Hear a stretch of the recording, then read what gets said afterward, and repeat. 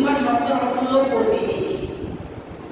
আর আমরা এই যে কাপড় কেটে যে আমাদের জামা বানাই, একেও কি বলে?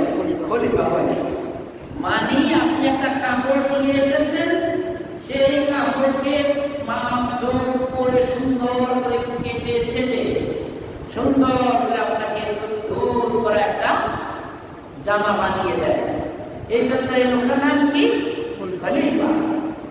ঠিক এই জমিনে অনেক কাসরায় ভরা, এই কাসরায় ভরা জমিনের মধ্যে আল্লাহ তাআলা আদম আলাইহিস সালামকে পাঠাবেন এই কাসরা পরিষ্কার করে।